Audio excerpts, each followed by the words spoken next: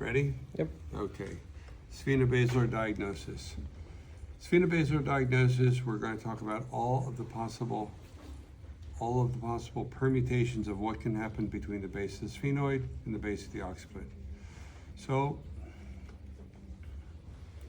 your patients are going through flexion, extension.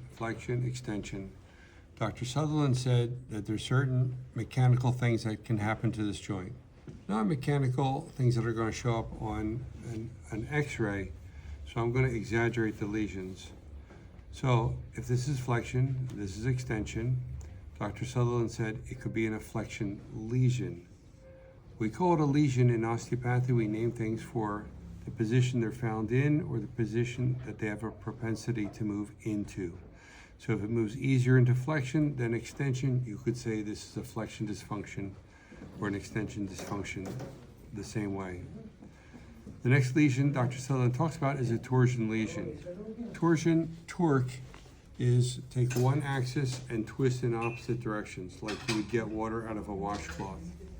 So if there is a torsion lesion between the base of the sphenoid and the base of the occiput, we're saying there's a twist. Again, this is an exaggeration. You're not seeing this on an MRI or an X-ray, this kind of twist. So Dr. Sutherland named it for which side of the greater wing was cephalad or superior. So this would be a right torsion or a left torsion. Okay, again, this is an exaggeration. If they have a left torsion, they're still going through flexion and extension. They just have a left torsion. How will you know that? By motion testing. If you take them into a left torsion and they're a left torsion dysfunction, it should be easier to take them further into left torsion. Your other proof would be doing range of motion.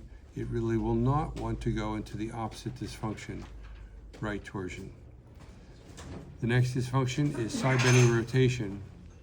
Side bending rotation involves three axes, two vertical axes, an axis through the sphenoid, an axis through the occiput, and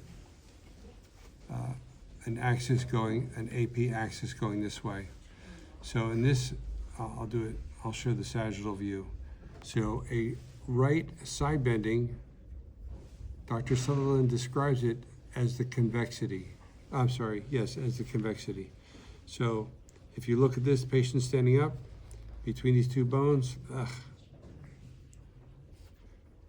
we're making a curve and the convexity is pointing to the right. This is a right side bending, and then rotation, he describes it.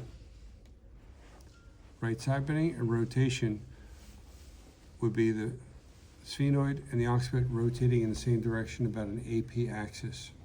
Again, this is right side bending, rotation, which Dr. Sutherland said occur together. The more progressive view would be that it could be doing right rotation or right side bending or both. You could make it three dysfunctions. Left side bending, rotation dysfunction. It is notable that Dr. Sutherland seemed to name these backwards from the way we would name spinal mechanics. I was not around in the time of Sutherland, but I can suppose that he named this opposite of spinal mechanics to differentiate what was happening in the skull and the spine. In other words, if this was, we're looking at the L3 on L4 and we said side bending, we'd say it's side bending to this side. Dr. Sutherland's saying in the cranial mechanism, we're doing it by concavity to the opposite side. So that's our nomenclature. The next set of dysfunctions are two parallel transverse axes. This is how we describe flexion and extension, by two transverse axes. These are rotating in opposite directions. Now we can do things by rotating in the same direction. We get our vertical dysfunctions and we get our lateral dysfunctions. So starting with lateral strain, back 30 years ago, we originally called these lateral shears. More modern terminology is called a lateral strain. If they're both rotating in the same direction, it's named for the base of the sphenoid has gone in relation to the base of the occiput. So in my exaggeration here, the sphenoid turning this way, your index fingers are going toward the left side, your pinky is going toward the right side, and we have a right lateral strain. This is your left lateral strain, and I'll demonstrate with fingers in a moment. If I take my parallel transverse axes, this was our flexion, extension, rotating in opposite directions. If I rotate them in the same direction, we got our vertical strains, superior shear, inferior shear, or in modern term is really strain, is what people are saying now. So if I rotate in the same direction, my pointer fingers, my index fingers are going down to the ground. Pinkies are coming back to the chest. Pinkies indicate where the base of the sphenoid is going. The exact opposite for the inferior shear.